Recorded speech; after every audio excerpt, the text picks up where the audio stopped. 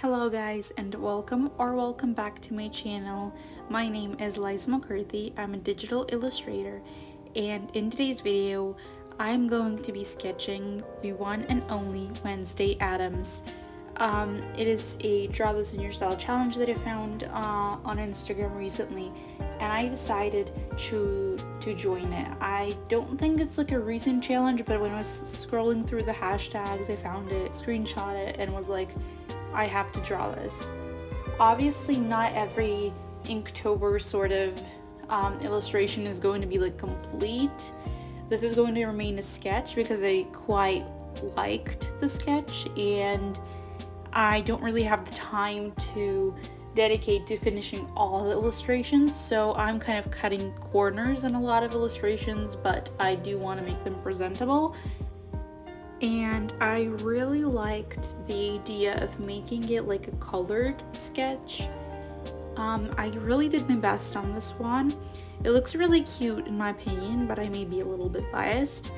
So anyways, I just hope that you guys like the end result and the process, because this one was a really fun one for me to film, and it was a really fun one for me to make, especially when I had to persevere with continue making and changing the body, because that was, pretty hard, like the hands in itself and the body. I'm not very comfortable with that, but I'm trying my best and I really did like the end result. I also had to work a little bit hard with the face and really figure out how to make the surprised expression in my style, because I'm not very much into making surprised or any like emotion. I really prefer like still faces, so this was like an experiment and a challenge for me in itself. So far, moving on from me over explaining myself with this illustration, I finished, like today I finished season 5 of Disenchantment, and that was pretty exciting. I really loved the finale of the show. It ties everything so beautifully, but then it's like very bittersweet, and it was very sad to me, and I had to read a few Reddit explanations on the whole season and season 5 ending, because I didn't understand a part of it, but otherwise it was a really good ending to the season, and it was just like very funny how the show itself criticized itself for the like loopholes and kind of all those mistakes that there were.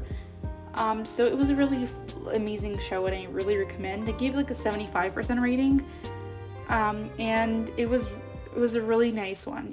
Season 5 was a really great season in itself. Anyways, I've also started watching today, obviously, because I finished the show. I'm on episode 1 of Shrinking, and I really wanted to watch this show for a little while now. Just when the trailer came out, I was like, this looks fun, and I'm gonna watch that, obviously, like binge the whole season probably, and then I'm going to probably either watch The Breadwinners, like the Nickelodeon show, because I'm in some cartoonish mood, or the Adventure Time Fiona and Cake reboot version, or I'm planning on watching Indiana Jones movies for the first time, and definitely I'm going to watch the season 3 of Only Murders in the Building, and I've been very excited to see like the final episodes, to see like the whole show in itself. Season 3, I was like pretty excited, because the way season 2 ended on a cliffhanger, I was like, I need to watch it, and I'm going to watch it obviously, but I really decided on watching Shrinking first. Obviously I would still say that the reason I've been kind of procrastinating on season 3 of Only Murders in the Building was definitely because I was like hoping that the episodes come out, and as far as I remember, they come out not like together, but I like to binge the show. I like to binge like seasons. I'm not very much like I watch one episode and I wait for the rest of the episodes. And yeah, as far as I've seen, season 3 episode 10 came out on October 3rd, which was the last episode. And before that, yeah, it was September 26th, September 19th, 12th, 5th, August 29th, and August 22nd. And obviously I was super excited to watch it since like August 8th, obviously that's when the first episode aired. But I really definitely wanted to keep it for when the end episode is here, and it is, so I'm going to watch it as soon as I can, obviously. And anyways, enough of that. I am currently reading The Woman in the Window, which is a quote-unquote called by some a classic thriller. I have not watched the movie. I'm going to definitely watch the show and the movie like afterwards, because I'm pretty excited about that, you know, the parody the show is and the movie. But so far I've been really liking the book. I'm currently on page 92 out of 450 pages. So far it's been really interesting, and it's been like, it was very hard to connect to the characters in the beginning because it was just like everything was like together and you can really tell who's stalking, and you can get the point of view of the person that was there, you know, all those stuff. It was very hard getting into it, but once I got into it, I have been flying with this thriller. And after I finish like the voiceover, I'm going back to reading the book because obviously, you know, why not? I've also changed my planners, and if you know me, which you don't, but you probably have seen in my Instagram stories, I am very loyal. Like, I'm a very loyal person in generally, but when it comes to planners, I'm not loyal at all. I constantly change planners in between, and I can't really choose one and stick to one. But right now, I'm sticking to the typo planner. It is an A6 planner. It is like the smaller size, like half of an A5 regular planner, and I've been loving it so much. I bought it in the beginning of this year, but then I didn't really use it because it was like, this is so beautiful. Then I used it like notes, like diary sort of thing, and then I came back to it as a planner because I just figured it was more convenient that way. I've also had another planner I usually also buy on like sales, and I'm an insane hoarder. Like, I bought this sort of planner that was like from 2021 back in the day for like very cheap when the you know those sorts of sales when it's like end of the year sales. I get tons of planners for like cheap, and I can use them, I could draw in them, I could use them as a diary, anything, because you know they're planners, they look nice.